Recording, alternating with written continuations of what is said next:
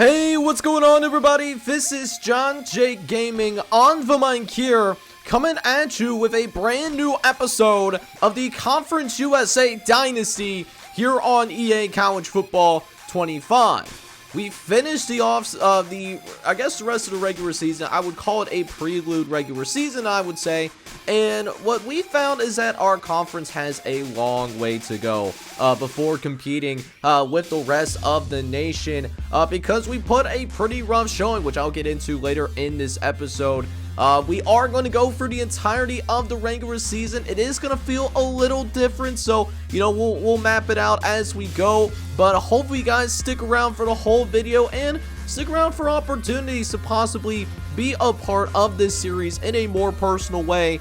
So hopefully you guys are excited for it. If you are, make sure you go ahead, hit that like button, hit that subscribe button as well if you do happen to be brand new to the channel. And with that being said, let's go ahead and dive right into things. And I think the biggest thing that we have to worry about is trying to figure out, plain and simple, how do we improve as a program going from here on out, or at least as a conference? Because we had 4 teams, make it to our conference, go into bowl season, and out of those 4 games, none of us really looked good in any of the bowl games.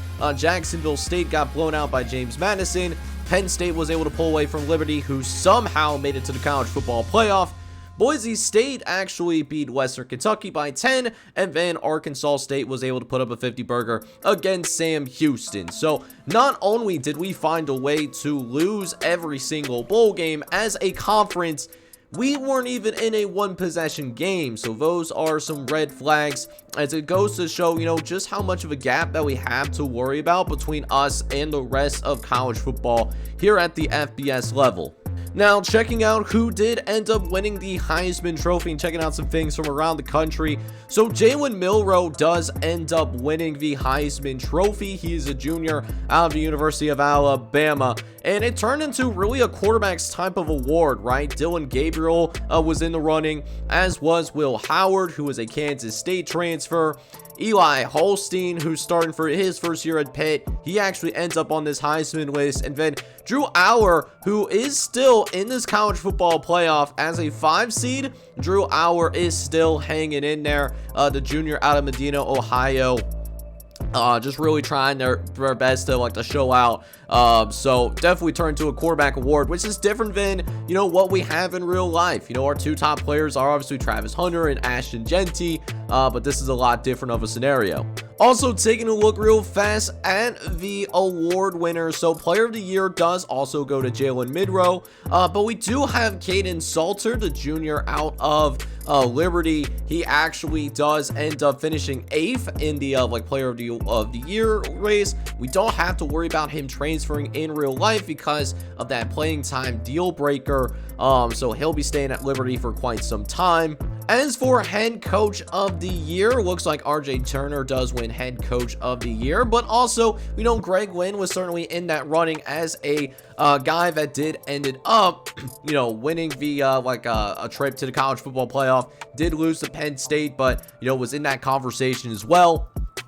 Best quarterback also going to Jalen Milroe, with Caden Salter actually finishing in 7th. He still has another year of eligibility remaining. Best defensive player does go to Abdul Carter out of Penn State. So the Nittany Lions getting their first award winner. Isaiah Nixon, however, he is going to be graduating. He finishes 5th and represented well for Sam Houston. And then also Giovanni Davis, the senior out of Miami Gardens, Florida, hometown kid. He finishes 10th in his final year of college football, making it onto this list. As for the best defensive back in the country, that goes to Jalen Reed, the senior out of Detroit, Michigan, and played for the Nittany Lions. A lot of Nittany Lions on that DB list. 5 of the top 6 coming from there. But we do also have Caleb Lever, a junior out of Sam Houston, finishing 8th on this list. However, he is likely to transfer due to some things happening with the coaching staff, which I will dive into in a moment. As for the best running back in the country, that goes to Trayvon Henderson out of the Ohio State University. Best receiver goes to Dylan Goffney, the senior out of Colorado State. However, finishing in 12th does end up being Brandon Spector, the senior out of Calhoun, Georgia. Really helped Jacksonville State finish with an undefeated regular season within the Conference USA. So he'll definitely be missed by the Gamecocks as he is set to graduate. Meanwhile, the Lombardi Award goes to Abdul Carter, who also won Defensive Player of the Year, I believe. Although Isaiah Nixon also was in that conversation as well. Golden Arm Award goes to the best senior quarterback in college football, and that goes to Dillon Gabriel, who was also your runner-up for the Heisman Trophy. Best defensive end also goes to Abdul Carter, who won the Lombardi Award as well. Isaiah Nixon actually finishes pretty high here. He finishes 4th in this particular award. For interior lineman, it goes to Tate Rutledge, the senior out of Georgia. But Clay Webb actually almost wins, and Clay Webb is someone that does have a legitimate shot to go to the NFL. And if that does happen, we'll definitely look over there to see, where Clay Webb ends up getting drafted to. Best tight end goes to Oscar Depp out of Georgia, but we do have somebody from Mid-Tennessee State, Holden Lewis, this senior out of Greenback, Tennessee, home state kid. He ends up finishing 3rd on this list, so very well regarded. We'll see if this is enough to get on the NFL radar or if he ends up going undrafted. As for the Boyer Award, that goes to the best assistants in college football, and Travis Peterson, the defensive coordinator out of BYU, ends up winning that Boyer Award. Could be considered the best assistant in the country. However, we do have Victor Contrell, the defensive coordinator for Liberty. He is going to remain on the staff for the time being. At least we'll see what happens, but Victor Contrell is going to finish 11th on this list, so shout out to the Conference USA in that representation. Best linebacker goes to John Pius, but Giovanni Davis actually wasn't too far behind. He finishes 3rd here. And then we see Latilia Hale for the very first time, the senior out of Jacksonville State, a Montgomery, Alabama kid.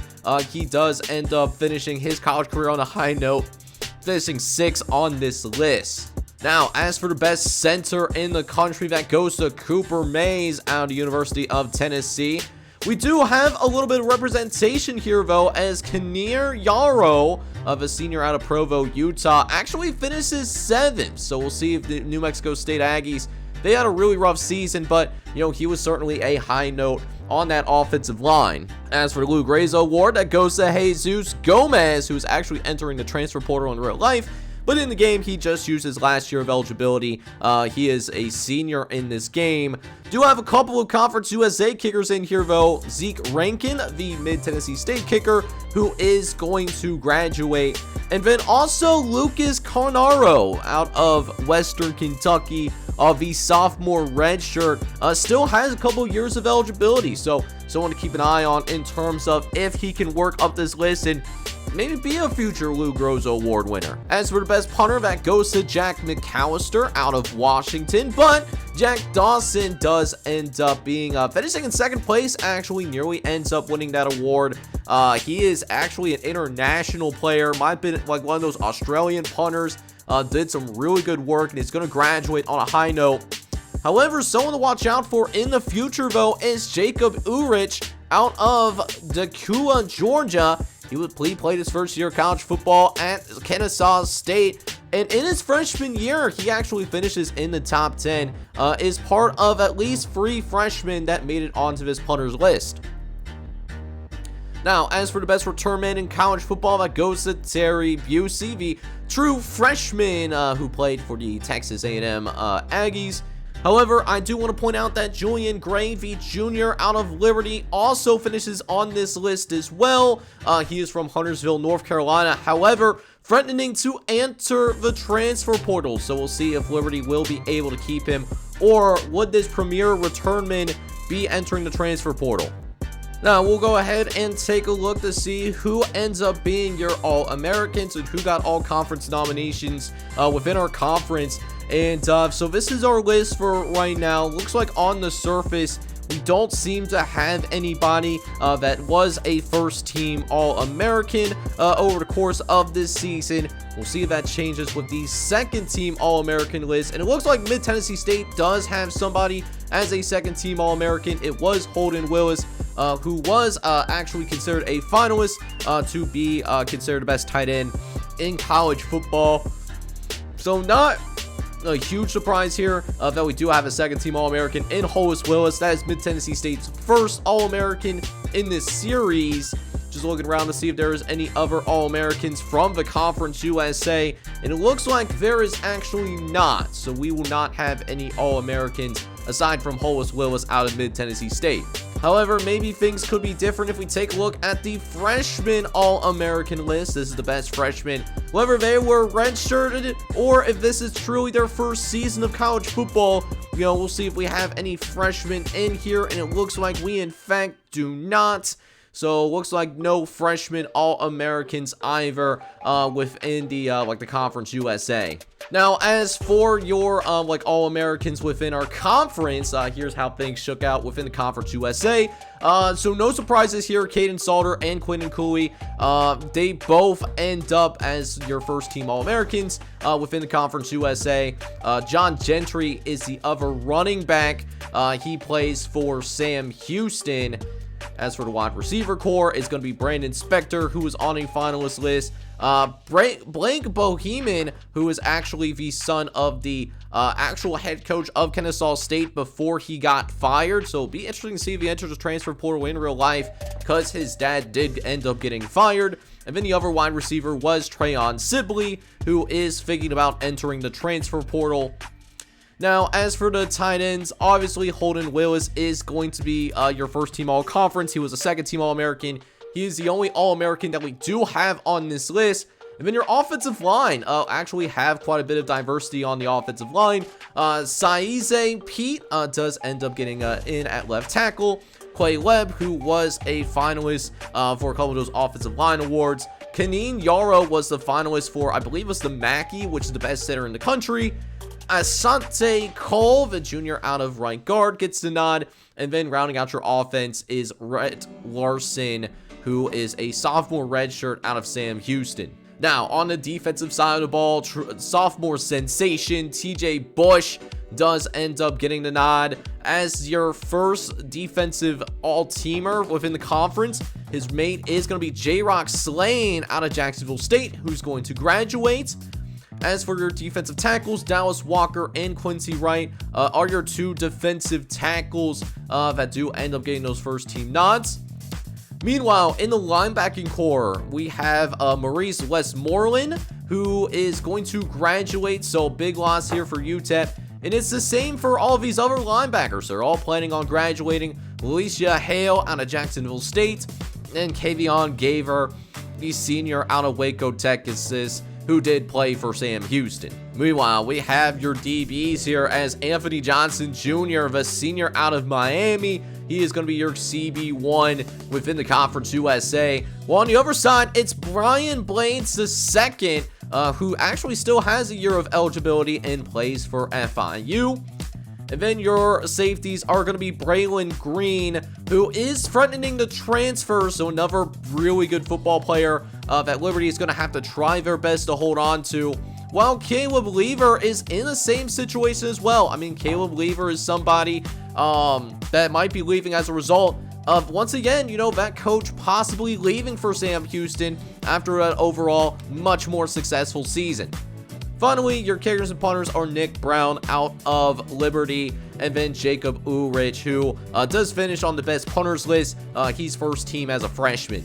Now, your second team all-conference list contains Tyler Huff, the senior quarterback out of Jacksonville State. He will be graduating. And then your backfield tandem here for the second team, guys, is Mike Washington, the junior out of New Mexico State, and Michael Beanfield, the senior out of Kennesaw State, getting to play his final year of college football at the FBS level.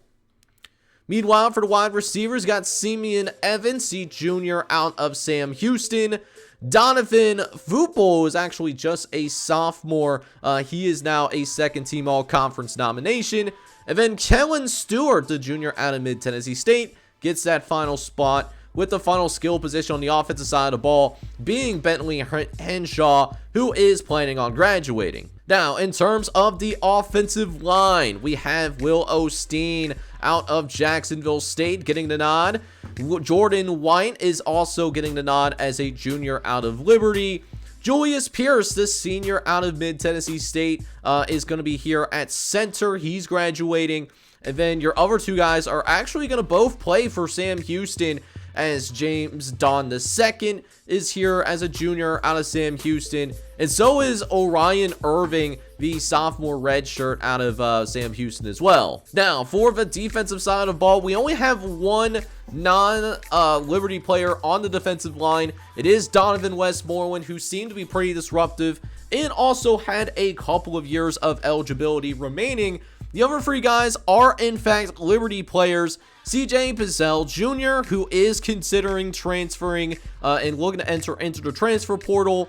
Bryce Dixon, the junior out of Charlotte. And then graduating is Jay Hardy out of Chattanooga, Tennessee. Meanwhile, moving on to your linebackers, Colby Fields will get the nod as the junior out of Louisiana Tech. He's from the Bayou. Danelius Johnson, a sophomore out of Kennesaw State, also gets the nod as well. He's a home state kid. And then graduating is Zach Zemos, who gets in as the right outside linebacker, also playing for the Louisiana Tech Bulldogs. Now, as for your defensive backfield for the second team all-conference list, Davis Fisher will be in here, although David Fisher is thinking about entering the transfer portal. Upton Stout is also considering enter the transfer portal as well. He is a junior out of Western Kentucky. Quinnen Reese is graduating, but he gets second team nomination, playing for the Liberty Flames. And then a younger player here for New Mexico State is Joshua Cox, a sophomore out of San Diego. He gets second team all conference and could be poised to be a superstar, not only in the conference, but maybe on the national level as well, depending on how his development goes. Finally, in terms of what we have in terms of second team all nominations for the special teams, Lucas Canero is a sophomore out of Western Kentucky, and then Jack Dawson gets it as a international senior from Jacksonville State. Real quick, we're going to take a look at what the all freshman list does look like within the conference. Darius Copeland is a name to watch, as he could potentially be entering the transfer portal. He was one of the better returnmen, and it was a nice role player for Liberty, particularly in the back stretch. Here is the rest of your freshman list here and what they got going on. Definitely some players to watch out for in the future, as they could end up becoming the future stars of this league. However, Brandon Williams is another name to particularly watch out for. He is planning on entering the transfer portal. He is out of Aleka, Alabama. Doesn't like the pro potential.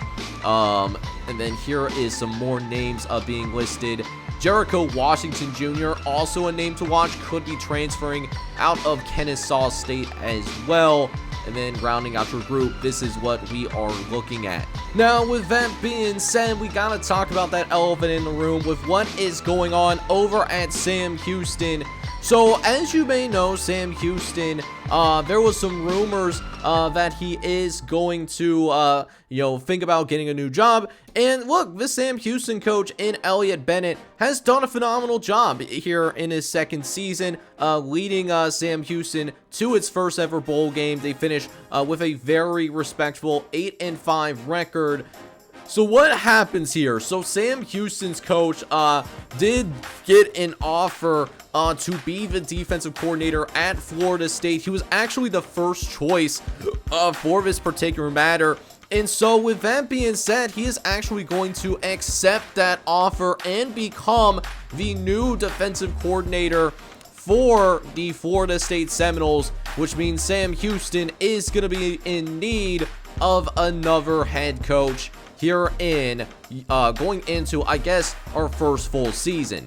Now, as we progress through the first week of the Bull season, Abdul Carter does get named Defensive Player of the Week within the NCAA, as Abdul Carter, he had a massive performance, 9 tackles and 2 sacks in that victory against Liberty, and they will be moving on to the quarterfinals because of that particular victory. Meanwhile, in Conference USA, we do have Taylor Jackson, actually named as the Defensive Player of the Week within our conference. He was flying all over the field. He had 12 tackles. He had an interception as well, but unfortunately, the offense could not do anything against that vaunted Penn State defense.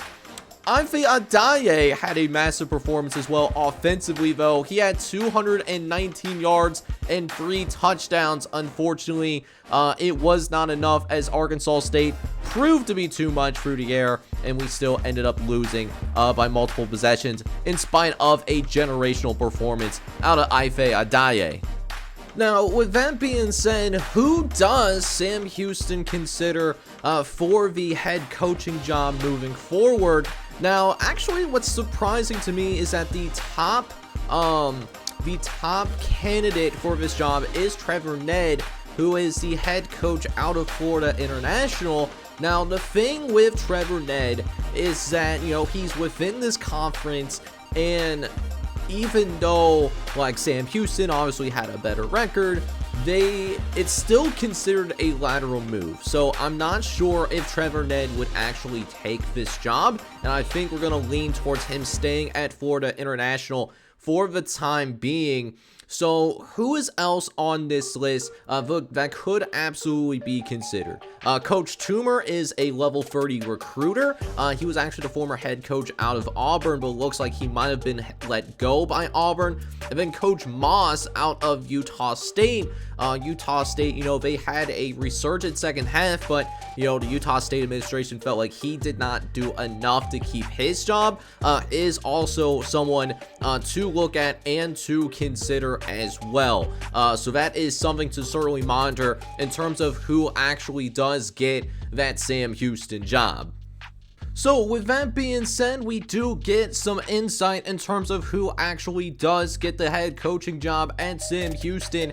It is in fact going to be Adam Moss. Now, he was the third choice for Sam Houston after Trevor Ned ended up declining, and then the former Auburn head coach as well did also end up declining as well. For Adam Moss, he is with a 3-9 record at Utah State, right? That's what he did last season. There's a reason why he was let go from that Utah State administration. And so Adam Moss is going to come to Sam Houston, finding the program in a little bit of a better spot and seeing if Adam Moss can in fact keep that going. Or will we be seeing Sam Houston possibly taking that step back in the first full year of this dynasty? Alright, so with that being said, here's how things went down in terms of, finishing, the 2024 season, here in EA college football. So, Liberty, we were the only team to not score a single point in a college football playoff game, but Penn State, who they did lose to, did make it all the way up to the semifinal before losing to the eventual number 1 seeded Miami Hurricanes. And then that Miami Hurricanes team did go on and beat Ole Miss 31-13 in order to win the national championship, which did end up taking place at Mercedes-Benz Stadium. So yeah, Adam Moss is getting ready to take things over at Sam Houston, and because he is a brand new head coach, and I honestly didn't know this because I haven't done a dynasty in terms of actually taking over a new coach. Maybe that's something we could do in the future. But we actually can encourage people to transfer early, and so we're going to go ahead and do that here. So with that being said, Zach Herbeck is a 4th string running back right now at Sam Houston. Yes, it looks like Jay Ducker is going to graduate, but we also have DJ McKinney and then John Gentry on this roster as well. So we are going to encourage Zach Herbeck to transfer. And then another person that we're going to encourage to transfer as well is Michael Phoenix II, who is really deep down in this depth chart, probably not going to contribute in any meaningful way in year number 1. However, things get really interesting after that because Shane Johnson as a senior could be a wide receiver 4, but have these 2 younger guys that could surpass him, and he's thinking about transferring anyways, so it just seems beneficial to have Shane Johnson being encouraged to enter the transfer portal as well. As for the tight ends, I mean, there is just a lot of tight ends on this team that are just not good at all. So Zach Stryker, we're going to encourage him, and then do the same for both Austin Smith as well as Braden Howell as well. They're just not really good football players whatsoever. And then as for Jaden Phillips is like a 4th string senior, dude. Like he ain't gonna be it, even if he somehow stays around as like a senior red shirt. So we're gonna ask Jaden Phillips to also enter the transfer portal. Yarso Mascaro looks like someone that's probably like he's already behind like at least like 1 freshman, and then definitely facing pressure from Mitch Melton and Eli Wallace as well. So we're gonna ask Mascaro to enter the transfer portal. And then I think that's what we want to do for Sam Houston, to initially get down to 85, just to try to open up some spots that Sam Houston could possibly use to bring in some transfers themselves. One of the toughest things that you could have happen to you is that you could have, is saying goodbye to, your seniors, and maybe saying goodbye to players that are going to be entering the transfer portal as well. We're going to start things out here with Sam Houston, as they do just have a brand new head coach. And surprisingly, what we do see here is that Sam Houston actually does not have anybody entering the transfer portal, as the new head coach was able to convince both David Vischer and JC Baller to remain on the team, so no any major leaving in the transfer portal. However, a few guys that are leaving the team that were very impactful players were Noah Smith out of Houston, Texas, Mordrick Bell, the senior left guard out of Longview, Texas, and then Kavion Gaver, who was in that linebacker race for the awards, and I believe was an all-conference nominee as well. He is also graduating from Sam Houston as well. Now, as for Florida International, they actually will have a few people that are going to be entering the transfer portal. Shaden Perry was a backup quarterback for FIU, but he is going to enter to try to find more brand exposure in his final year of eligibility. And so is John Bach II, who is looking to leave the football team for similar reasons as well. However, it wasn't all bad, as they do get a few guys that were going to transfer. They were convinced to stay. The biggest story here is Hazuka Masis, a junior corner, very highly regarded, could be an NFL player someday. He is actually convinced to stay for his senior year. Was able to get Jaden Williams to stay, who could be a future starter on this team. And then Wyatt Lawson, who now that John Bach II is transferring, Wyatt Lawson does have a legitimate chance to be a starter in his senior year.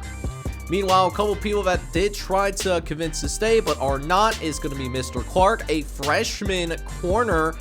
Just doesn't like the playing style of this team, just doesn't feel that it's a good fit whatsoever.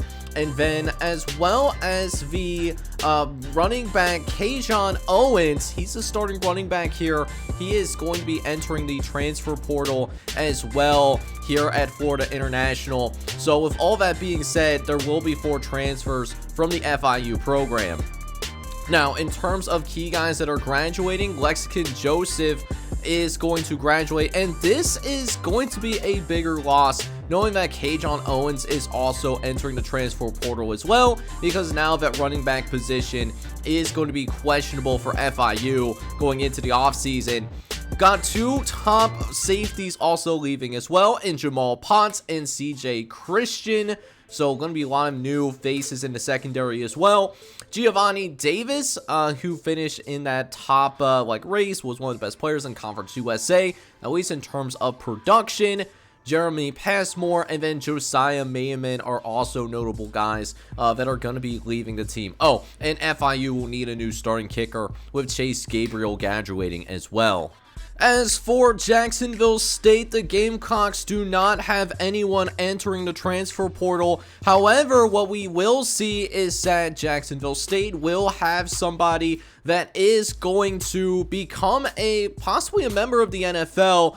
He is going to opt into the pro draft, and he's currently listed as a day free pick, like an early day free pick out of Jacksonville State. He comes in as a 90 overall, so a very highly regarded player. Definitely one of the best players in the conference. Was a reason why that first episode, that initial episode, he was on the thumbnail, because he had a real shot to be an NFL player, and Clay Webb certainly fits that bill.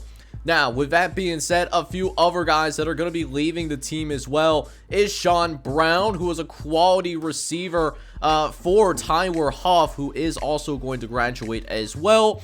J-Rock Slane, who was I believe a first-team all-conference nominee for the Jacksonville State Gamecocks. And then Latilia Hale, who finished in the top 5 in terms of multiple defensive awards as well. All of these guys are going to graduate. So, the defense is certainly going to look a little different. They're missing 2 of their key leaders. And then, gonna need some new players to step up offensively as well. But congrats to Clay Webb on getting that NFL dream to come true. Now, as for Kennesaw State, on the other hand, Kennesaw State is not going to really lose too many players at all. Yes, they are losing a few guys like Jamar Rux, who is going to end up entering in the transfer portal. But then they only lose like 2 other guys of note here. Chris Townsell, who plays safety for Kennesaw State. And then Michael Benfield, who is arguably the most productive offensive player on the team. But really beyond that, they are losing just 7 guys. So if you want to talk about a team that could certainly make a leap for the 2025 season, I think Kennesaw State has to be that #1 option because there's certainly a lot of room to grow. Many returners, especially for starters, that should help make this team be more competitive in 2025. Now, as for the Liberty Flames, Liberty, first of all, shout out to them. They finished number 17 in the final AP poll to end the regular season. So that should definitely be a leapfrog moment for this Liberty team preparing for like the new season. They are going to lose a few people in the transfer portal. Nate Hampton and Elijah Cannon are going to leave alongside Darius Copeland. But Nate Hampton is obviously the backup quarterback. And with Kate Salter staying, he is going to return for his senior year. This is not a massive loss. He was not going to start in any meaningful way unless Salter got hurt somehow. Bigger losses though, Elijah Cannon, who was a depth piece, and then Darius Copeland, who was a role player here in his true freshman season. However, because he doesn't like the playing style of this offense, he's going to leave, and this would be a good pickup for a program as Darius Copeland, he still has 3 years of eligibility after this, and he's already a 75 overall. So this is a very good player that is going to enter the transfer portal here, leaving this Liberty program.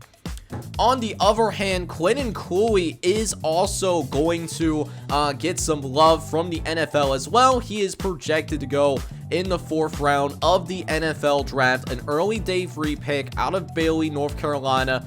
And so really excited to see what Quentin Cooley could do in the NFL, and we'll definitely have to check out where he ends up getting drafted when it is all said and done.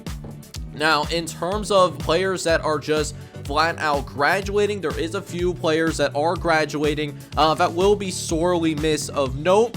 Trayon Sibley is certainly one of them, out of Akron. He was the top receiver for Liberty this season. Quentin Reese was a good defensive leader, so they're going to need some new leadership. But with Braylon Green staying, Green is going to be someone that will be a leader that will step up, even though he did almost enter the transfer portal himself. And then Bentley Henshaw was a nice safe target for Caden Salter. And so Bentley Henshaw is going to be missed, and there's going to be some new offensive weapons that are going to need to step up with Sibley leaving, Henshaw leaving, and then a couple of other receivers also leaving as well through the transfer portal. As for Louisiana Tech, they are going to see a substantial number of players actually enter the transfer portal, but two players of note that could absolutely start at other programs and maybe at like a mid-tier Power 4 is Jordan Morgan and Ashante Cole. Both of those guys be considered bigger losses. They do manage to convince Blake Thompson and Jacob Fields to stay, but they are losing a good crop of like freshmen and sophomores as well in the transfer portal. Cam Hill, Obina Okaye, Jacob Bradford, Charlie Robinson, and Ronald McMorris are all going to enter the transfer portal. So that's going to be 7 guys leaving for Louisiana Tech. And then on top of that as well, they're losing a couple of very good players to graduation. Bert Hale, who was one of the best players on this offense for Louisiana Tech, he is going to graduate, and so that's going to be a big hole on their offensive line. Not to mention Cedric Woods, who was unquestionably CB1 for this Louisiana Tech team. So they are going to need to figure out, as well as the leaving of DeMarcus Griffin-Taylor, they're going to need some cornerbacks desperately, either through high school or through the transfer portal, because 3 of their top corners are leaving because of either graduation or they are leaving because they wish to enter the transfer portal for their final year of eligibility. As for Mid-Tennessee State, it looks like they are going to have some substantial losses in the transfer portal as well. I end up counting like 8 total guys leaving this Middle Tennessee program, which I am kind of surprised about, even though Mid-Tennessee State did end up finishing with a losing record, but it seems like they were going in the right direction. So they do lose guys like Guevara, Isaac Rue, and Tyson Rasper. But the biggest loss, unquestionably, absolutely has to be Nicholas Vitato, who was a starting quarterback, is absolutely going to be a hot grab in the transfer portal as well. And he's going to be someone to certainly watch out for, as Mid-Tennessee State is suddenly going to need a starting quarterback.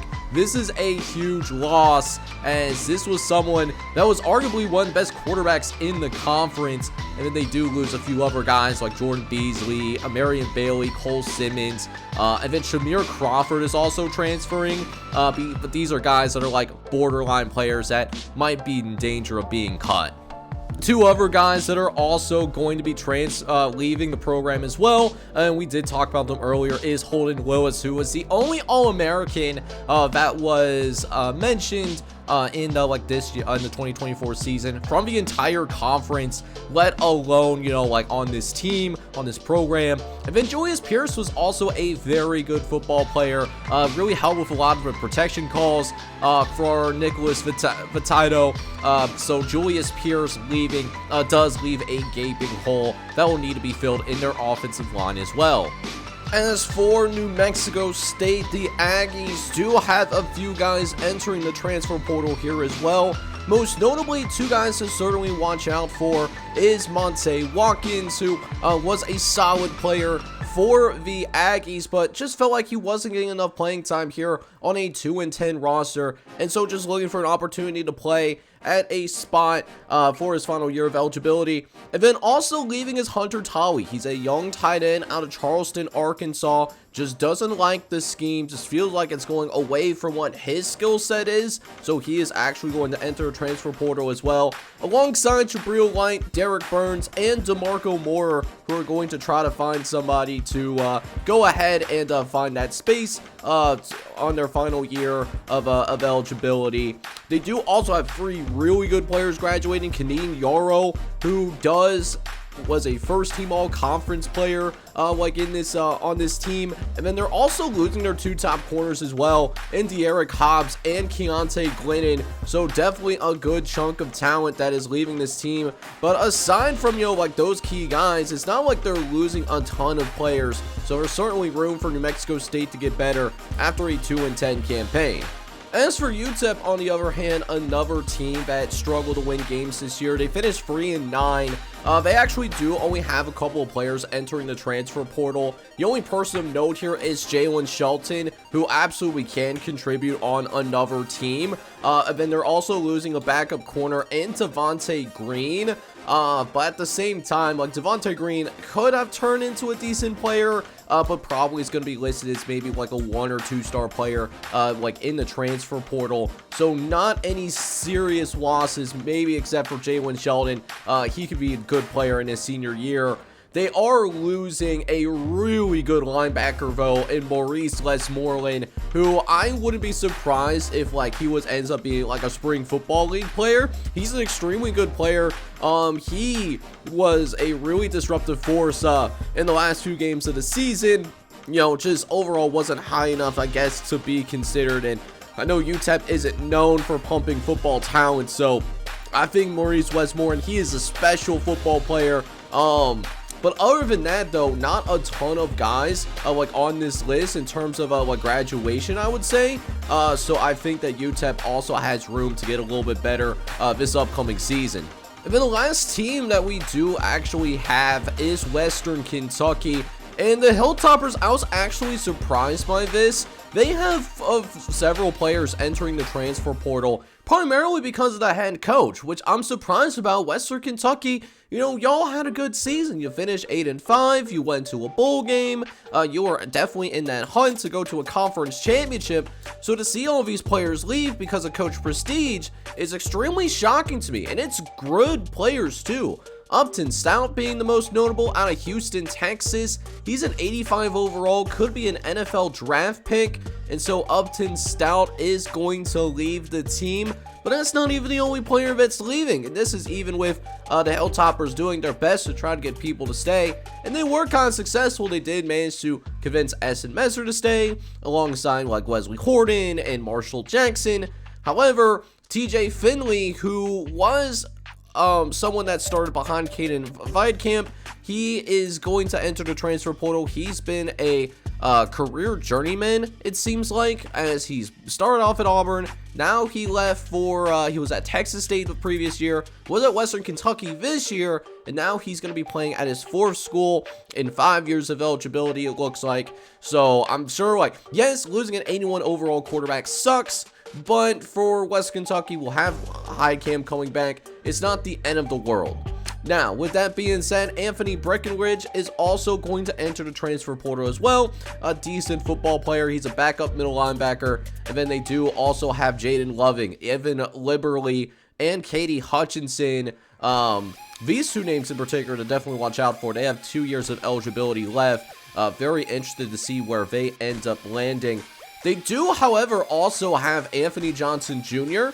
He is going to be entering the NFL draft. He is listed as a 5th round pick, so a day 3 pick, but another player from this conference that will likely get the opportunity to play in the NFL, at least initially. So very excited to see what Anthony Johnson Jr. is absolutely capable of. Now, with that being said, in terms of key graduations, they are losing some good offensive linemen in Quintavious Leslie. He really held it down in the interior, and they're going to need to replace some key playmakers, as they are going to lose multiple guys. Keyshawn Johnson, Dalvin Smith, and Michael Matheson. So while the quarterback's going to remain the same, and they're also losing Elijah Young, who started at running back. So your skilled positions are going to look dramatically different, even though the quarterback is going to remain the same here in going into the 2025 season. Alright boys, so this is what we're looking at in terms of having a few players from the Conference USA joining the ranks of the NFL. Starting off with the Indianapolis Colts, they end up drafting Anthony Johnson Jr. Out of Western Kentucky, who was selected as a day 3 pick. But with that being said, he does have a hidden development trait. And what's also a good spot here for Anthony Johnson Jr., he already has that future starter tag, as well as is considered a day 1 starter. So you should expect him to be the number 3 corner for the Indianapolis Colts, as we will go ahead and embark on his NFL journey. Also getting drafted into the NFL is Liberty running back Quinnen Cooley. Quinnen Cooley did end up being a late round draft pick for the New Orleans Saints as well. However, he is going to have his work cut out for, because he actually is not on the initial 53-man roster. He will actually be a member of the Saints practice squad to start his career, but definitely an elusive back, and someone that could absolutely be a starting caliber running back in the NFL someday. But the most notable player and the best player that was in the Conference USA was Clay Leb. Now, his skill sets actually do not transfer over to the NFL as good as maybe what people would hope. He was still selected in the third round of the NFL draft by the Pittsburgh Steelers. And while he is a little bit more of a reclamation project than anticipated, this is someone that could still be molded into a starting offensive lineman if he gets the proper development. And that's kind of what they're looking for, because Isaac Seumalo, a 9th-year player out of Oregon State, he is in fact somebody that is on the wrong side of 30. So Clay Leb absolutely could be somebody that could come forward and make some big impacts. Alright boys, so we were able to go ahead and get recruiting taken care of, and this is how recruiting ended up shaking out. Now, we had 4 classes overall ranked in the top 100. Liberty does finish with the best Conference USA class, but UTEP was actually not too far behind them, and I would actually argue that UTEP actually should have a better recruiting class based upon purely the number of stars that are in. They have more free stars, similar number of 2-star players, so I think UTEP actually recruited better than Liberty, and this is the type of class that could help propel UTEP maybe to a chance to go for a bowl game next year, to kind of move that program in the right direction. FIU finishes in 3rd, Western Kentucky finishes in 4th, but a few teams down the bottom that really did surprise me. Sam Houston did not recruit very well at all. They only signed 15 players, half of them being 3-star guys, so guys that could be expected to contribute right away. And then Jacksonville State as well. Jacksonville State with horrific recruiting class, recruiting at just 128th in the nation after making the conference championship game, and so this is a huge surprise. Taking a look at purely high school recruiting, UTEP does finish with the best high school recruiting class in the conference. They finish in the top 50. FIU finishes 81st, Liberty's 89th, and then Western Kentucky was 97th. But then in the transfer portal, Liberty hit things extremely hard in the transfer portal, and they end up lining up in the top 30 when it comes to the transfer portal. Sam Houston wasn't too terribly far behind, and actually in general, seems like the conference actually did much better recruiting the transfer portal than they were recruiting high school players. So Sam Houston was 53rd, Western Kentucky was 72nd, Jacksonville State got a couple of 3-stars and they finished 80th. UTEP gets a couple of guys on the defensive line that do wind up coming in through the transfer portal. Louisiana Tech and then Mid-Tennessee State actually did also round out your top 100 as well.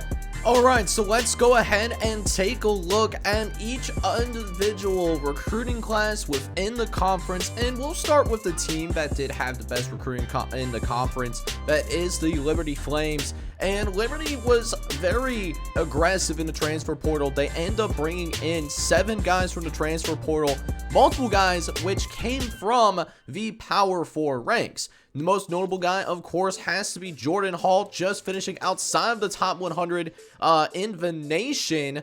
He ends up coming in from Michigan State. John Lewis also comes from Mississippi State as well. That's another Power 4 guy and has a year left of eligibility. One player that they're certainly also excited about is Deuce Alexander, a 3-star player, but he does also have 3 years of eligibility remaining. He comes in from Wake Forest. And then adding to that receiving core is Marquise Shoulders, for another 3-star from the University of Houston. As for the other 3 guys that they brought in through the transfer portal, Jalen Satchel is another one, a defensive tackle from Michigan State who does have a year left of eligibility.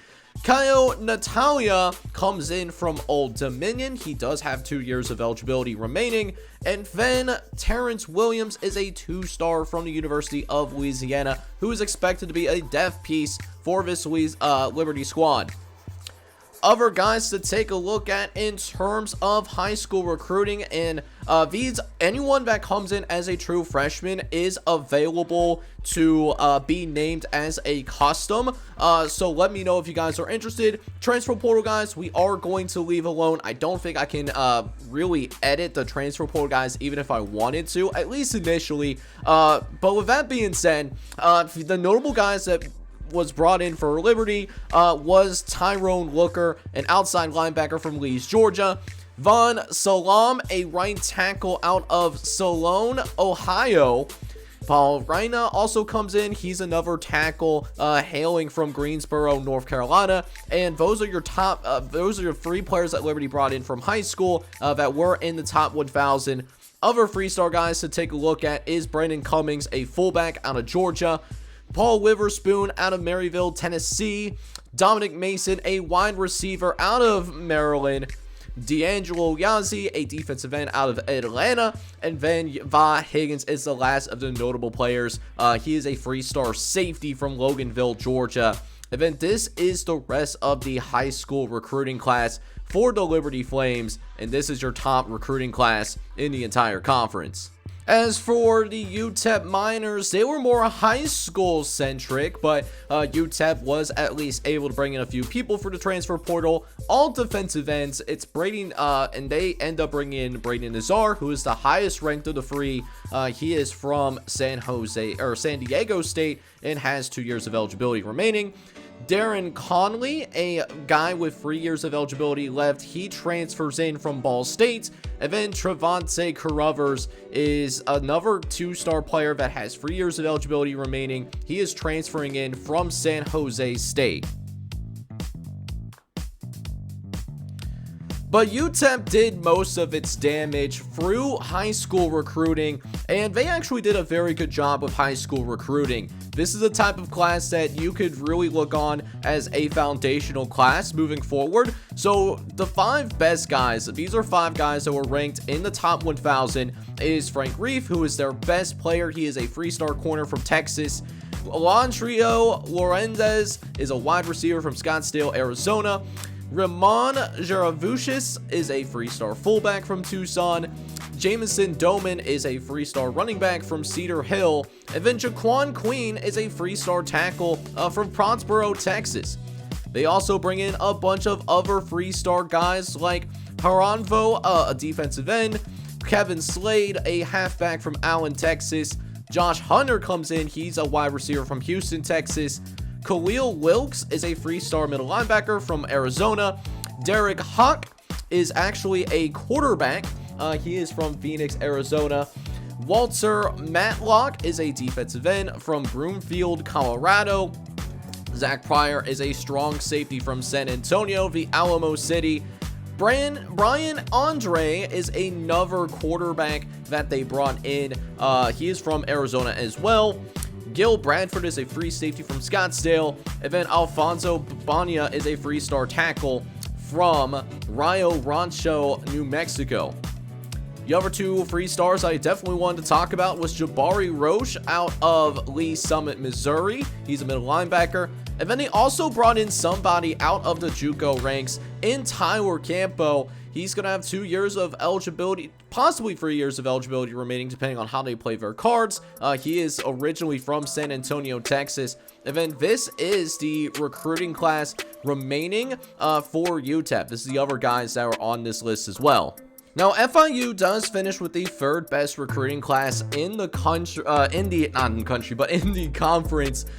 They were also very much heavy on the high school recruiting, focus more on that than the transfer portal. So they do end up bringing in one particular transfer in Garrison Butler. He originally signed to play at the University of Cincinnati. He was redshirted at UC, but wanted to be closer to home, and so he ends up coming home and signing with the FIU Panthers. This was the only recruit from the transfer portal that FIU did end up bringing in. However, they did bring in some studs in high school recruiting as well. It definitely feels nice to be in that state of Florida, very much loaded with talent. And so they certainly got some dudes. Prince Stoneburner is one of them. That is the highest ranked recruit that they brought in this cycle. He is a 3-star from Cocoa, Florida, and he's a defensive end. They do also bring in a JUCO guy originally from North Augusta, South Carolina. He will have 2 years of eligibility remaining, possibly free, and he is a 3-star corner as well. Other 3-stars that did sign on the dotted line for FIU include Tyler Fuller, the running back out of Winter Garden, Florida. Doug Avilés, a possible replacement, as Doug Avilés is from Lakeland. Clente Harper is another running back out of St. Petersburg. Larry Fine is a free safety out of Lakeland, Florida. And then Mike Shockey is a 3-star outside linebacker located in Pompano Beach, Florida. And then here is the rest of the recruiting class that Florida International did end up bringing in over the course of this recruiting cycle. As for Western Kentucky, they finished with the 4th best recruiting class in the conference, also finishing with top 100 class as well. They do bring in one notable transfer through the transfer portal, that is Kofi Osarie. He is originally from UMass, and he will have 3 more years of eligibility remaining. Actually surprised that he entered the transfer portal. He is originally from the state of Massachusetts, but apparently that was not enough to keep him around. They do also bring in Elijah Cannon, a corner coming in from Mississippi State. That's a Power 4 school. Troy Stevenson IV is going to transfer in from Georgia Tech. And then they also bring in Trey Miles out of UAB. So they definitely worked on trying to get some veteran pieces for that defensive backfield this upcoming season. And then in recruiting, they actually don't do that bad of a job of recruiting. They just don't sign very many people. That was a common theme with many Conference USA teams, and why we're ranked a little bit closer to the bottom. So they do end up bringing in 2 top 1,000 guys from the high school ranks. That's John Leviek, a wide receiver out of Louisville. And then they do also sign a center from Green Bay, Wisconsin, in Antoine Verrier. Now, with that being said, other 3-stars that might be considered like lower end 3-star players is Louis Ginn, a wide receiver out of Hetzel, Alabama. Jamarcus Curl is out of Louisville, Kentucky. They bring him in. Xavier Dungley is a running back out of Columbia, South Carolina. Heath Smits does also come in as well. He is from Savannah, Georgia, and does have a chance to, play early. Steve Ezek is also the more notable 3-star wide receiver from Burrell, Alabama. And here is the rest of your recruiting class for the Western Kentucky Hilltoppers. As for Mid-Tennessee State, they are actually the highest ranked recruiting class that we have in this conference that did not fall in the top 100. And you can see that they did not bring in very many players really from a quality standpoint, nor did they bring in many players from a quantity standpoint as well. So that and losing their starting quarterback, they could be a little bit down horrendous here in year number 1. They do bring a couple of people in the transfer portal, though, that could grow with the program. Tayshawn Sanders is one. He is coming in from Appalachian State. And then Paul Black is going to transfer in out of Charlotte. But those are the only 2 people that they brought in through the transfer portal. And then in high school / JUCO recruiting, it wasn't much better. Now they do bring in Gerard Butler, who is a top 800 player, and he is a hometown kid staying at Mid-Tennessee State, so they at least have that going for them. They do also bring in Ramon Bostic, who is a wide receiver from the JUCO ranks as well. But from high school, they only bring in a few pretty good high school players. Russell Cush is a middle linebacker from Memphis. Bruce Traynor is an outside linebacker from Powder Springs, Georgia. And then Josh Fasario also is going to sign. He is actually from Tuscaloosa, Alabama. So that's the only other 3-star that they actually did end up bringing in. But as you can see, Mid-Tennessee State did not bring in very many people at all. Now, as for Sam Houston, I was really surprised to see Sam Houston down there. Now, granted, I do understand they do have a brand new head coach. That probably hurts recruiting. But you're in the state of Texas. You are in an insane talent pipeline that is the state of Texas. So to be in like the 110 tens is just inexcusable regardless of any coaching changes. Now, with that being said, after I got done like roasting these guys real fast, they did bring in some quality players, especially through the transfer portal. They do bring in Dalton Stroman, who comes in from Appalachian State, does have a year of eligibility remaining, looks like a real good football player. And the same can absolutely be said about Dejan Roney as well. He comes from San Jose State and can absolutely be a starter for this team right away. Other players to keep an eye on that they brought in through the transfer portal is Tonga Loya, who is a 2-star player from Baylor. Ashton Williams is a strong safety coming in from Coastal Carolina, but he does have 3 years of eligibility remaining, so this is someone that has a lot of time to grow. And the same could also be said for Chase Jackson, who comes in from Tulsa. Chase Jackson is someone that has anywhere from like 3 to 4 years of eligibility. They do bring in a few quality high school players as well. Jordan Loenza is certainly someone there from Dallas, Texas. He's a running back. George Blanco is a 3-star defensive end out of White House, Texas. Jamie Hector is another one, is a 3-star guard out of Denton. Rashard Cheek is another one. He's a 3-star running back. And then rounding out your notable recruits for Sam Houston is Thomas McGrath, who's a 3-star outside linebacker and is coming in from the JUCO ranks as well. However, I mean, after that, you know, the class really does fall off as they have to rely on multiple 1-star players to fill in at certain positions. One team that I was certainly intrigued in is Kennesaw State when, you know, listen, Kennesaw State struggling in their first year, and it's not a surprise that they did. They did finish 2-10 in their first year in the FBS, but, you know, they didn't lose too many people through graduation or in the transfer portal. So with that being said, I was curious to see what Kennesaw State does, and it's not a lot. They finished with a 124th like recruiting class. They do bring in a few key people in, though. They do bring in Malik McNeil, who is a tackle out of Georgia State. He does have a year of eligibility remaining. And then they do also sign a couple of interesting running backs in Connor Strongberg and Lester Dubois, both running backs out of the state of Georgia. But beyond that, the rest of this recruiting class is really not much to write home about. Absolutely FBS caliber players, yes, but at the same time, there's a reason that they're here towards the bottom. Not really much to write home about here. But in my opinion, the most disappointing recruiting class in this cycle absolutely has to go to Jacksonville State. This is a team that went to the Conference USA Championship, hosted the Conference USA Championship, so you would think it would parlay into a decent recruiting class, and it just wasn't at all. It was honestly really disappointing to see. Now, they do make up for it some in the transfer portal. They bring in 2 very quality guys in the transfer portal. Aiden Duncanson being one. He comes in from East Carolina and is considered a top 400 player. And then CJ Solongscales is someone that does have a few years of eligibility, at least 2 years of eligibility remaining. And Solonkis comes in from Charlotte, is also a top 500 player as well. But you take a look at who they brought in through high school recruiting as well as through the JUCO ranks as well. And to be honest with you, this was a complete tragedy. It was really tough to see. As for the other 2 recruiting classes that were actually very close to the bottom, New Mexico State ends up finishing with not the worst class in the conference, but they were in, like, I want to say it was, yeah, okay, so they are at 131, and then Louisiana Tech finishes at 133. Taking a look at Louisiana Tech, and this is who they managed to bring in. Really nobody of note, and this is not really much of a surprise here.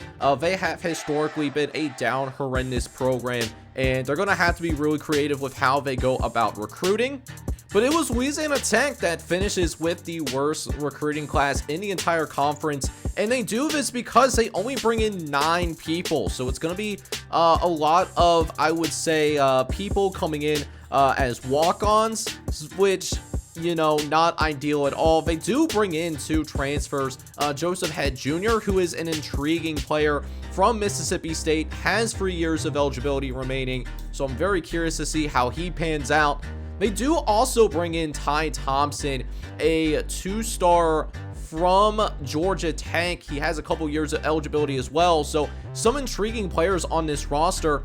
They also bring in 2 quality high school players as well in Clayton Naylor, the center out of Oak Grove, Louisiana, and Cedric Brightwell, a 3-star wide receiver out of Mandeville, Louisiana as well. But again, you know, not a lot of players that I would say are quality, and also bringing in 9 makes me realize I'm actually very surprised that they're not wholeheartedly in last place. Alright, so with that being said, it makes me wonder, you know, we saw what happened to our recruiting class, but how about the people that left the teams in our conference? We'll go ahead and start like opposite of alphabetical order. We'll look at Western Kentucky, and Western Kentucky actually did have multiple blue chip guys that did end up leaving the team.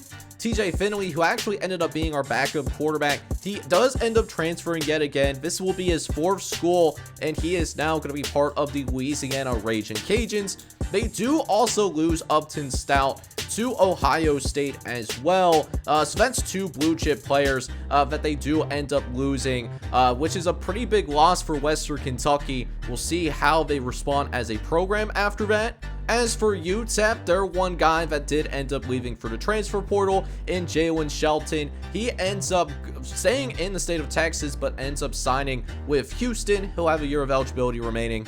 Houston did lose multiple guys, but not all of them end up going and like signing with a program. So like Zach Stricker is a perfect example of that. Austin Smith signs with like Ball State. Michael Phoenix II is a 2-star wide receiver. He signs with Kansas like through the transfer portal process. Yasaro Mascaro is another decent player that is going to go to SMU for depth purposes. Zach Herbeck is the biggest player to leave Sam Houston's team, and he's going to play with Texas A&M. And then finally, Braden Howell is a 1-star tight end that's going to be a part of the Baylor Bears program. Now, New Mexico State did lose Monte Watkins to the transfer portal, but it's not always greener on the other side, as Monte Watkins actually does not find a home right away in the transfer portal. Probably one of the biggest players to leave, though, is Nicholas Vatato. He was the starting quarterback for the Blue Raiders this past season, but he is going to be wearing a completely different uniform. He is going to be playing for the Alabama Crimson Tide. He does have 1 more year of eligibility remaining, but another blue chip player that is going to like leave the conference and join the SEC.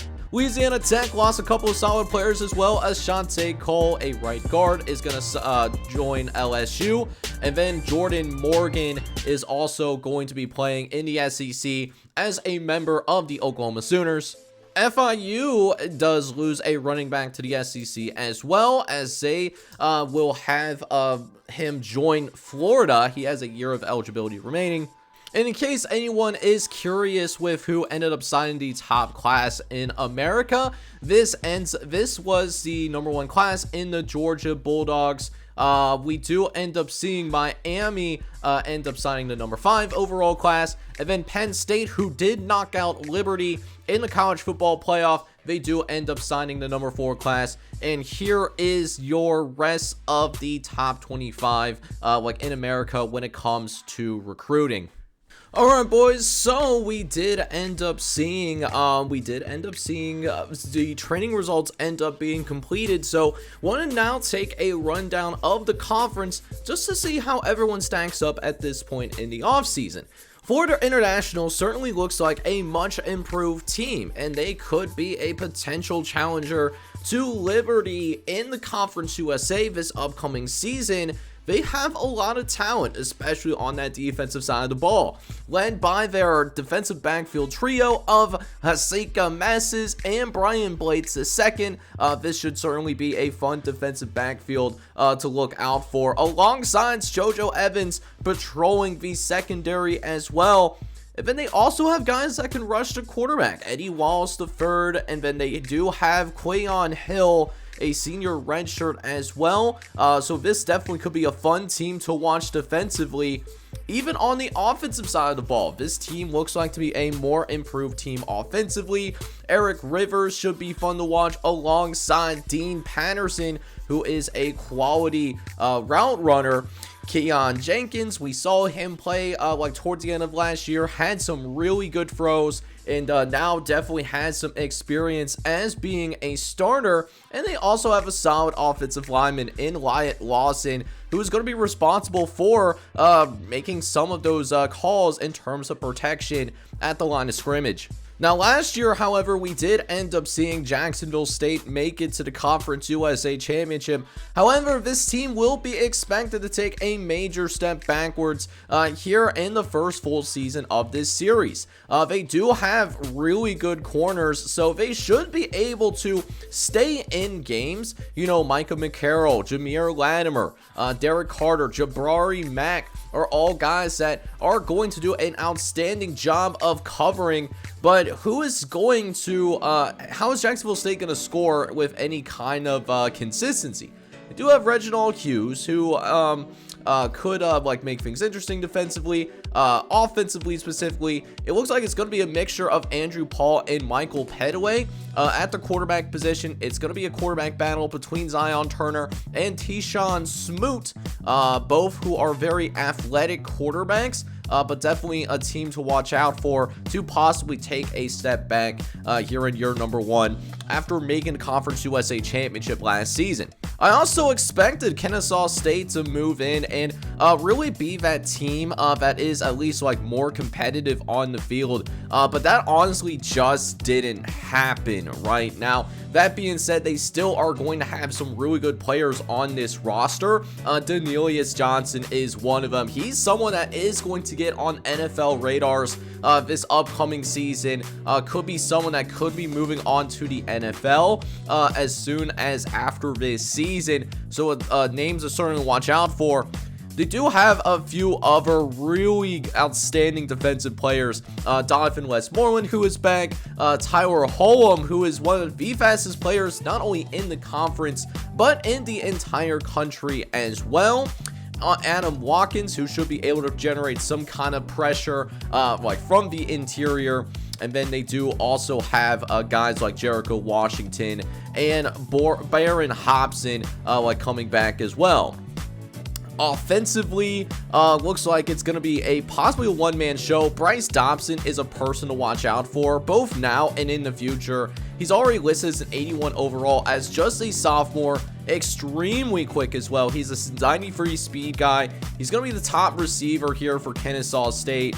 But with that being said, not a lot of talent around Dobson on this offensive side of the ball. They do have Kadari Gordon, who is a really good offensive lineman. But beyond that, I mean, it's going to be a matter of who's going to throw him the football, right? You know, they have Davis Bryson as a starter, but they did not do a good job in terms of finding a replacement at the quarterback position. Even his son is not really ready.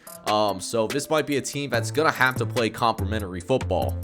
But the team that is absolutely going to be the odds-on favorite to win the Conference USA once again is going to be this Liberty Flame squad. They are going to be brought back by their quarterback, Caden Salter, who is coming back for his senior year. So some massive expectations, especially when you're someone that has 2 years of starting experience. They do also have some outstanding football players around him as well. You know, like Jordan White is an example, someone who is a little bit on that homegrown side of things. TJ Bush Jr., who they managed to bring back. Brylan Green, who seems to be a pretty good football player as well. Just a lot of talent on this squad, man. Looking to see them make an absolutely deep run in the Conference USA. And because they did made a trip to the college football playoff last year, I would not be surprised if this Liberty team does end up being ranked in the top 25 in order to start the season out. One team, however, that should be improved this upcoming season is Louisiana Tech. Louisiana Tech, man, they were a team that finished just 3-9, but I expect them to be quite a bit better, right? This team should be a fun team to watch, so to speak. Really look out for Jadon Burnett. it. He is an absolute speedster. I mean, 85 speed as someone that's 6'1", 250. Yo, I need you to really think about like a great value brand like TJ Watt or Nick Bosa. Like, he is that special of a football player. And then they also have some guys on the offensive side of the ball that have really started to turn into their own. You know, Eli Finley has really improved over the offseason, as does Marlon Jackson, Omari Liggins. Evan Bullock is another one. He played sparingly, I think, his freshman year, but now he's going to be expected to be a leader going into his sophomore campaign as well. This Louisiana Tech team, I will say this, I think they're going to be fun to watch, and I think they might be a little bit better than that 75 overall that's being listed. However, I'm not sure if I can necessarily say the same thing about Mid-Tennessee State. Now, Mid-Tennessee State is only going to be a 74 overall team this upcoming year.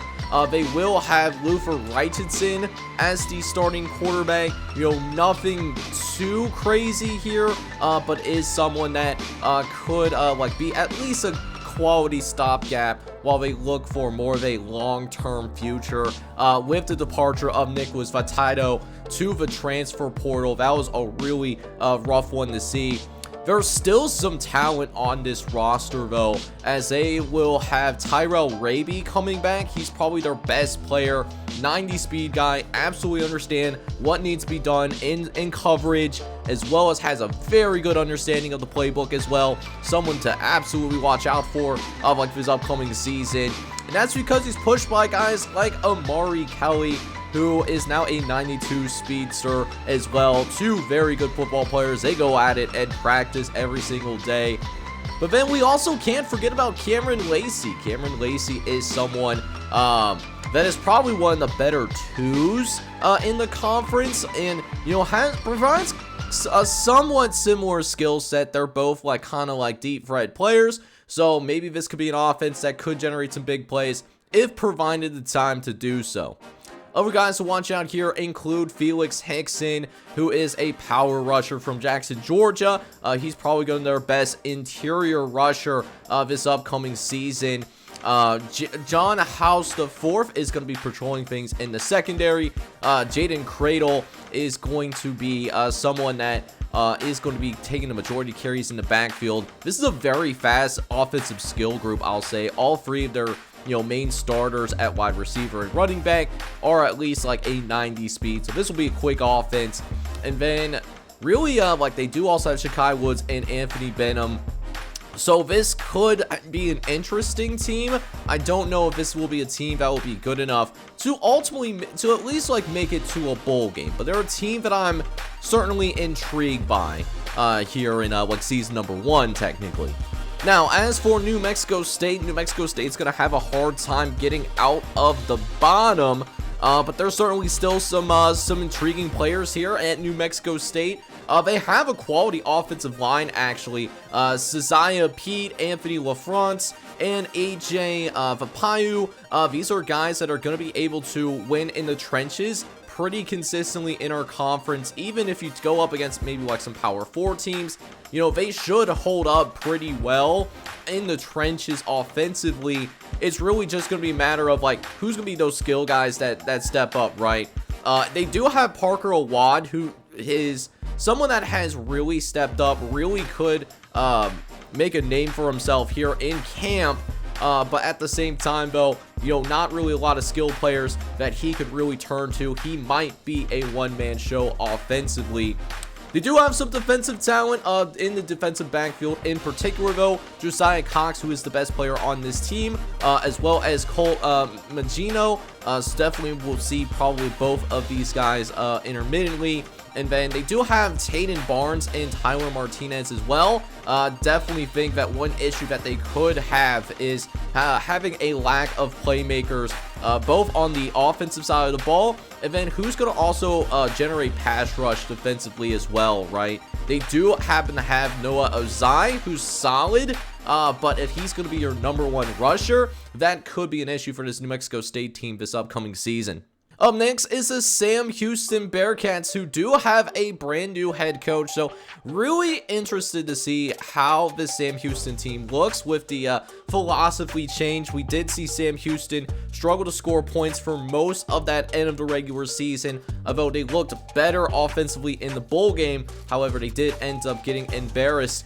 There's a lot of seniors on this team though, so it's going to be very important for Sam Houston that they do a good job both in high school recruiting as well as taking a look at that transfer portal at the end of the regular season as well, because you look at a lot of your top players, actually almost all of your top players, these are going to be guys that are going to be like key players. A couple of notable exceptions here are like Caleb Holloway, DJ McKinney, Chancen Prox, and Colby Sessions.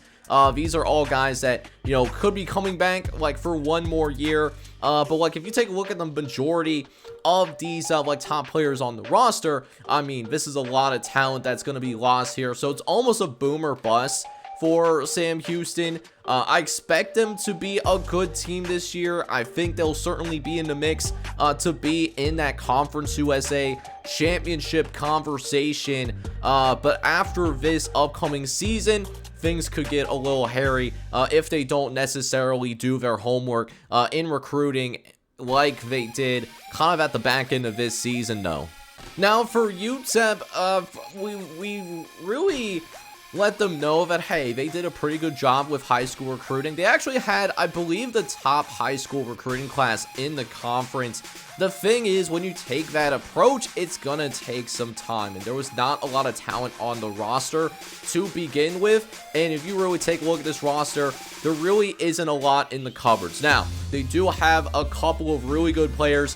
Kenny Odom and Isaiah Jawa should be an interesting offensive tandem, particularly Kenny Odom with that 97 speed and 97 acceleration. And then you do have a solid offensive lineman in Brendan Smith. Really is one of those like heart and soul leaders of this team. But one thing that I noticed that this is certainly a younger team, and it's certainly going to take some time for UTEP to really turn this thing around. But I have faith that they could certainly be a competitive team in this environment.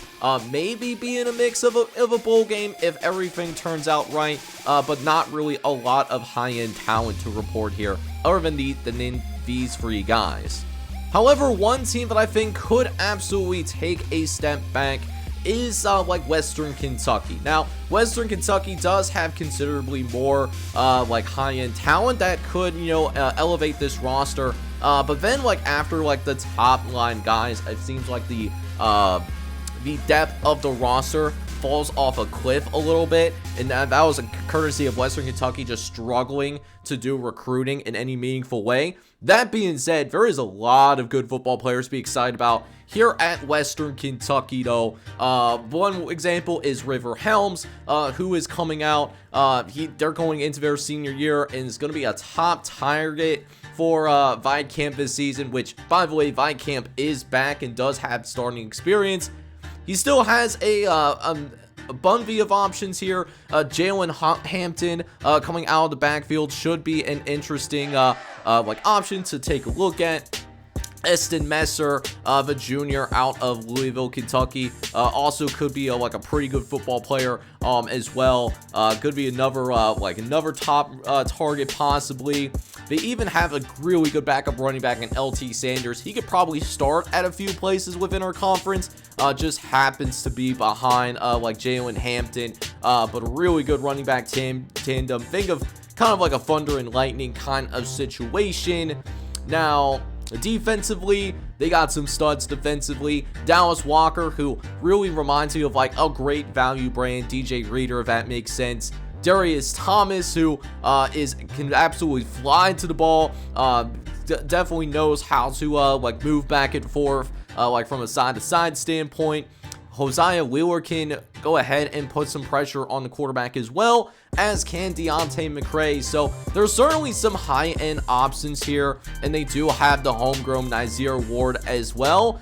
It's just going to be, if this team does have a substantial amount of injuries, things can absolutely get a little hairy for Western Kentucky. But this is also another one of those teams that, you know, because they do have the high-end talent, they definitely could be better than what their overall is. It's just that because they kind of need a few things to go right in their way, they're not necessarily my pick to be a realistic competitor for the conference championship in 2025. So we go ahead and go into custom conferences, and what I will say is that I did get an interesting comment to possibly add UMass as well as UConn possibly into this conference, and something that we could definitely consider. But I know that in real life UMass is considering joining the MAC. They actually did accept that MAC invitation, and then UConn has been linked to better conferences because of how good their basketball program has been. So for both those standpoints, adding both these teams does not make sense. However, because we cannot add, new team builders or, make any changes in terms of just adding teams without replacing a team, I'm actually going to keep conferences fundamentally the same throughout this series. Now, one change that I am going to make, because we happen to be a 10-team conference, is that I am going to switch from an 8-game conference schedule up to a 9-game conference schedule. And the reason that I am going to do that is because what I really want to do here is I want to go ahead and make sure that everybody plays everybody in terms of just making sure that we have that round robin system within conference play. And that could also help us out in terms of making it to more bowl games as a conference, possibly replacing that with a non-conference opponent who fundamentally most likely could be better than our teams at this time. Alright, so with that being said, we are getting to a point where we're closing out rosters, and surprisingly enough, we do have some changes in overall. So Kennesaw State looks like a lot better of a team, which I wasn't expecting, but here we are. But with that being said, we're taking a look at Kennesaw State's rosters first, because FIU and Jacksonville State already met the 85 team roster limit. So we're now checking out Kennesaw State, and we're gonna go ahead and make some cuts here. So RJ Taylor is a 4th-string junior. We're gonna go ahead and encourage him to transfer. And then we're also going to encourage Solomon Ba. He's a senior and he's only a 56 overall. So I mean, he can't be a part of his team, man. It simply cannot happen. We also, for whatever reason, this team has 3 kickers. That doesn't make any sense to me, especially when the freshman is going to win out this kicking job. So both Britton Williams and then also Austin Welch as well. We're going to encourage them both to enter the transfer portal here. That's really strange that we had 3 kickers on this roster.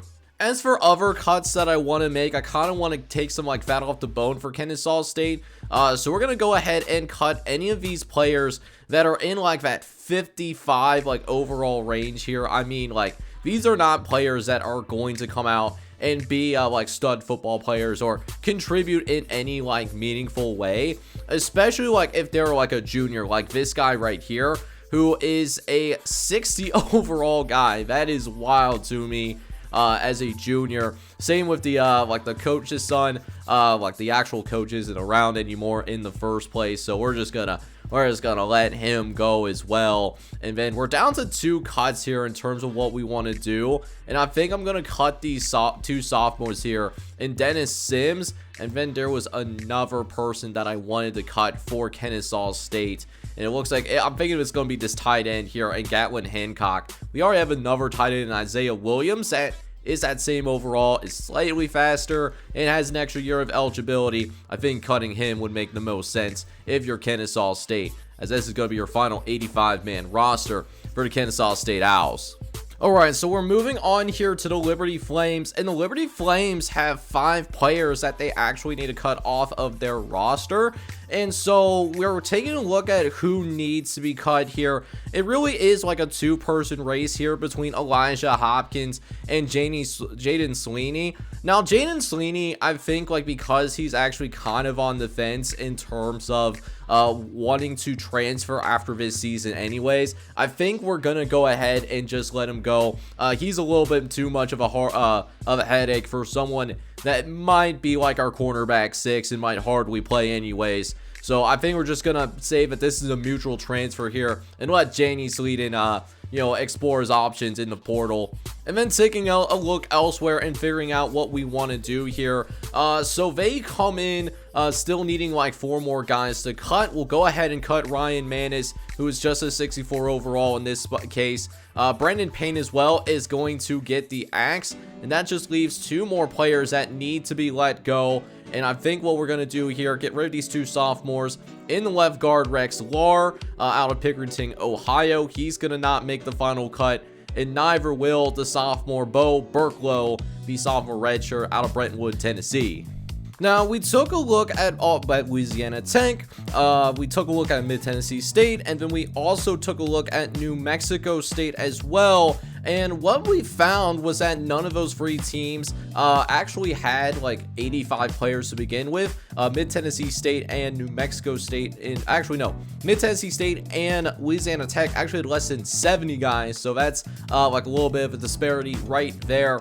UTEP, on the other hand, like I mentioned, like they are a little bit on the up and up. They do need to cut somebody. So who is that one cut going to be?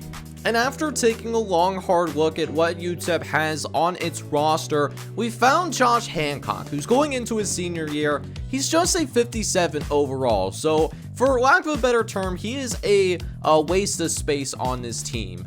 Even though, he probably earned a scholarship after initially being a walk-on, something great like that. But we're in the business of trying to be as good of a conference as possible. So Josh Hancock here, I'm sorry, buddy, you're going to have to get the axe, as that's going to be your final 85-man roster here for UTEP going into the 2025 season. Alright boys, so we are going to go ahead now and take a look at what the schedules are going to look like for each team in the Conference USA this upcoming season.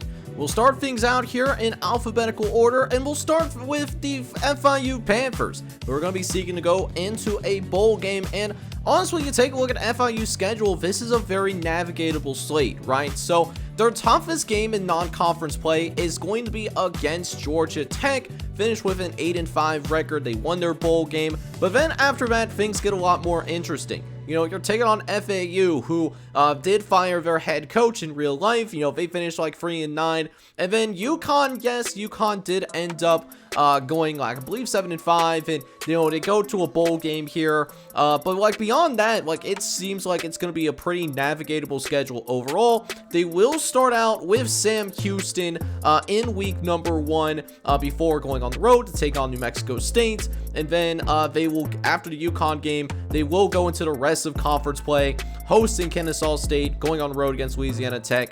And then 3 of their last 5 games are going to be on the at home, where they'll host Western Kentucky, they'll host Mid-Tennessee State, they'll host Liberty as well, and then round things out with going on the road to take on Jacksonville State and the UTEP Miners in that final game of the regular season. As for Jacksonville State, this is what the Gamecocks do have going on. And for Jacksonville State, they will start their season out versus Mid-Tennessee State in week number 1. But then after that, we will see this Jacksonville State team go into their non-conference play. Also a very navigatable schedule here as well. They'll have Southern Miss on the road, but these Golden Eagles finished 1-11 last year within the Sun Belt. So this is a very winnable game here for Jacksonville State. And then they will take on Georgia Southern on the road and also play Ohio, who does win the MAC in real life. I'm recording the end of his offseason right as conference championships are wrapping up. So this is what the non-conference slate is looking like for Jacksonville State. And then here is the rest of the conference schedule. They do have Western Kentucky at home, but then after that, they have to be road warriors beyond that, going on the road to take on New Mexico State, Kennesaw State, and of course Liberty at home. But they will at least finish with 3 consecutive home games, hosting Louisiana Tech, FIU, and Sam Houston to round out the regular season for Jacksonville State. Now, as for Kennesaw State, on the other hand, Kennesaw State is going to challenge themselves a little bit in terms of the non-conference slate. They will take on two power conference opponents to start the season out. Like, they'll take on Wake Forest, who almost made it to a bowl game this year, and then Colorado. You know, how does Coach Prime respond with now Shadir Sanders and Travis Hunter now in the NFL? They will also get to play against an FCS opponent as well, which should be, you know, a very winnable game for Kennesaw State. So they should be 1-2 up to this point. And then beyond that, it's really just a matter of, you know, how they handle business in conference play. Their first conference game is against UTEP at home, which I think would be a winnable game for them. Then they go and be road warriors after that. FIU, Sam Houston, and Western Kentucky. They'll play all of those teams on the road, but then they get a really lucky break here in the back end. 5 consecutive home games to end the season. Jacksonville State, Louisiana Tech, Mid-10, Liberty, New Mexico State. These are all teams that they're going to be playing at home. So, you know, if they can ride, you know, those first half of the season, you know, maybe come out of it like 3-3 or like 2-4, you know, they can really maybe make something shake here in the second half of the season and make that first bowl game in school history happen for the Kennesaw State Owls. Now, as for your defending champions, so Liberty Flames, you know, the Liberty Flames will start week number 1 taking on at least a pretty good opponent from the 2024 season in Western Kentucky. And then after that, you know, looking forward to their next 2 of 3 games being intriguing opponents, I would say. Baylor, we're going to play Baylor at home, and so the Baylor Bears actually, you know, had a really good second half, maybe a team trending in the right direction, so should be a fun matchup to watch, and Liberty does get to host that as well. In between, they will have UTEP on the road, and then they will have Old Dominion on the road as well, which is actually considered a rivalry game, so a game that we'll definitely pay attention to within the state of Virginia as well. They do also have UMass as well. UMass, they did play last season, and Liberty does end up coming out on top. But then after that, you know, a lot of their conference games, which they got to be road warriors in the thick of things. New Mexico State, Mid-Tennessee, and Sam Houston, they all have on the road.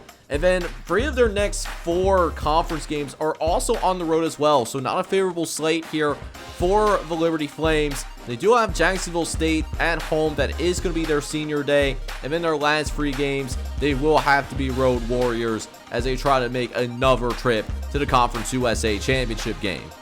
Up next, we happen to have Louisiana Tech, who is looking to go ahead and try to improve from a 3-9 season last year.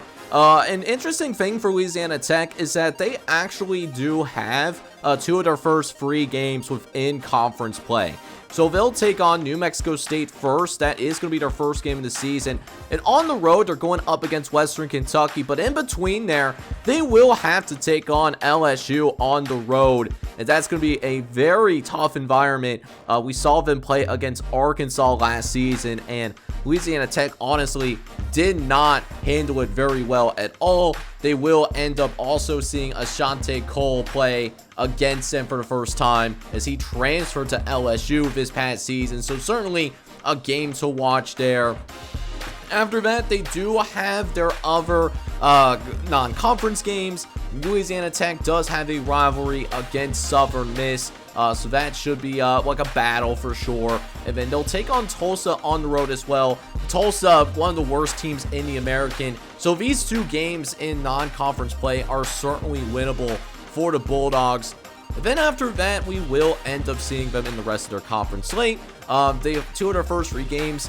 Once they finish that Tulsa game is on the road. They do have FIU at home though. And then 3 of their next 4 also on the road as well. Kennesaw State, Jack State, Mid-Tennessee. But their toughest team in the conference in Liberty, they will at least have at home. So at least they have that going through them. Definitely a schedule to where maybe they're going to have to bank some wins early on in the first half of the season outside of the LSU game. Now, with that being said, this is the schedule for Mid-Tennessee State. And, you know, definitely an interesting game here, a game that I definitely have circled on the calendar is the Alabama game. You know, Nicholas Vizzato is going to play against his former school, now donning that Alabama uniform. It's going to be interesting to see if Vizzato is actually starting for Alabama or if he's simply a depth person, but definitely seeing how things shake out at Saban Field. After that, you know, and then they do have the Jacksonville State game as the opener. They do have Nevada on the road. Nevada trying to build off of what they did. Better than expected, but still 3-9. And then they finish up non-conference play with a home game against Marshall, who is, I would say, is a similar caliber of team. So certainly an interesting watch here for Mid-Tennessee State. Beyond that, for Mid-Tennessee, we will see Sam Houston and UTEP after that. And then some bye week sprinkled in, so a very gracious conference schedule, getting some critical rest time in the conference play. They get an extra week to prepare for Liberty, and then they get into the back half of their schedule where they have 4 of their last 5 games on the road. Their only home game here is against Louisiana Tech, but beyond that, it's going to be tough, and they really need to make sure that they are locked in, particularly in their 2 games against Nevada and Marshall. Now, as for New Mexico State, the Aggies are going to go ahead and get things rolling here. They start the season out against Louisiana Tech, but then they do also get to play against an FCS opponent, so that would be pretty cool to see them play against an FCS opponent. Should be a winnable game. They do go on the road, though, to take on Indiana, as it looks like Indiana will be taking on that year number 2 of Kurt Kennedy. So that's going to be a battle for sure. Probably will end up on national TV there. They do also have the Rio Grande rivalry. I don't think... So what happened here was that New Mexico State did lose the Rio Grande rivalry last season.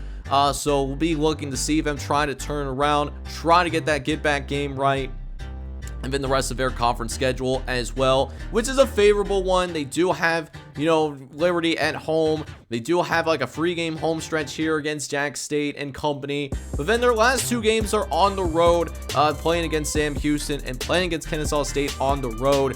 And with that being said, it just goes to show that if New Mexico State wants to somehow make a bowl game, they got to get to 6-4 before this point, right? Because, you know, winning on the road for New Mexico State, they couldn't do it last year. And so don't want to come down to like trying to win a home game late. Up next, we do have the Sam Houston Bearcats, and this is what their schedule is going to look like here in the 2025 campaign. They'll open things up against FIU on the road, but then after that, they make the trip to Maverick Stadium to take on the Utah State Aggies. Sam Houston's head coach comes from Utah State after leading them to a disappointing 3-9. And so he's going to be looking for some redemption, showing that it was Utah State administration problem in terms of why he did not succeed, not himself. So this will be a critical game for Sam Houston to try and make that get back happen. The other 2 conference games, you know, they do play against another Mountain West opponent in Air Force. They go on the road to play in this particular matchup. But then their first home game of the season is actually going to be up against Florida State. Now, if you guys remember, Sam Houston's head coach did leave Sam Houston to become the defensive coordinator at Florida State. And because he ended up doing that, you know what? You know, going to try to see if we can get some revenge. You know, see if we can beat Florida State here at home. Would be a great win if they can pull that off. But then after that, we will see Sam Houston get into the rest of their conference schedule. They will have the free home games against Mid-Tennessee, Louisiana Tech, and Kennesaw State. So very winnable games by any means. Last 3 games could get interesting, though. They do have Liberty at home. They go on the road to take on UTEP. Always could be an interesting little shindig with the rivalry game. And then closing that part out with Western Kentucky. Finally, your last couple of games of the season are going to be New Mexico State at home. Should be very winnable. And then Jacksonville State on the road, trying to win at Burgas Snow Field. After that, we do have UTEP getting ready to go to work here, as the UTEP Miners are looking to build upon a 3-9 season. Definitely a lot to be excited about. I think if you're a UTEP fan, don't know if you're going to see it here in the 2025 season, though. So with that being said, they will start the season off against Utah State. So if you're watching at home, that does mean that the Aggies are going to, in fact, play against multiple Conference USA opponents in their non-conference slate. And then UTEP is going to play against Texas. This is going to be chalked up as a loss. Going to be real with you. Just trying to get that paycheck and maybe get some national exposure if it is a competitive game. After that, it becomes a more interesting schedule here. Was flipping back and forth between the home games. Liberty at home is going to be a nice little boost here. And then, Kennesaw State and Mid-Tennessee on the road isn't too terrible. Playing Jacksonville State at home to close things out. Then UTEP will travel up to the Pacific Northwest. Final non-conference game, they will take on Oregon State. But the thing about this schedule is after week 2, they will not have another bye until week 13. So, could be a little bit difficult to kind of navigate that part of this middle part of the schedule here. Not a great break here whatsoever. Although they do have, looks like 3 of their last 5 games at home. They will have Louisiana Tech and Sam Houston at home alongside FIU, with road games against New Mexico State for the Battle of I-10, and then a road game against Western Kentucky. Speaking of Western Kentucky, we'll go ahead and look at their schedule and see what they have going on. It does look like that Liberty, they will open the season up against Liberty. Should be a good matchup here in week number 1. But then, got a couple of intriguing matchups here in the non-conference. So TJ Finley did transfer over to Louisiana, and as such, you have a Caden Viscamp versus TJ Finley battle as the first non-conference game. We are going on the road for that to play at the Our Ladies of Ward Stadium in Lafayette.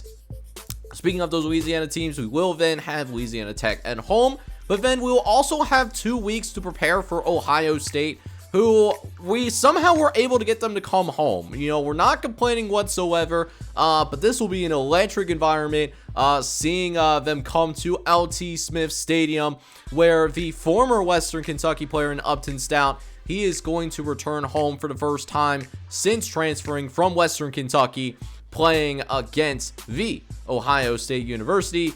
And then they do have one more non-conference matchup after that, but it's not till it looks like late in the season, as that will be in week number 13, where Western Kentucky will make the trip on to the Bayou to take on LSU. LSU, and really like a lot of the SEC, known for scheduling cupcakes in the month of November. We'll see if Western Kentucky can try to trip things up there, depending on how Western Kentucky season is going. But then after the Western Kentucky game, they will have the rivalry against Mid-Tennessee State in order to close out the regular season. But that is going to encompass the entire offseason. And next episode, we will in fact gear up to get things going here in the 2025 campaign. And I hope you guys are genuinely excited about this 2025 campaign. First full season starting in the next episode, and I hope you guys are excited for it. I also mentioned earlier in the episode that you have a chance to be involved in the series in a more personal way. And in case I haven't touched up on it, if you want to have a custom player, there will be a template down below that you will have a chance to fill out. And you also have an opportunity to take a deep dive into each of the recruiting classes that each Conference USA team has brought in. And so with that being said, if you enjoyed that episode, make sure you hit that like button and also hit that subscribe button as well if you do happen to be brand new to the channel. Coincidentally, if you would like to have a custom player, make sure you fill out that template in the comment section as well. I will start inputting customs the day after this video is released, so we will try to move quickly to get this first full season started. With that being said, boys, this is JohnJake Gaming on the mic signing off. Hoping you guys are all out there having a good one. Take care, everybody.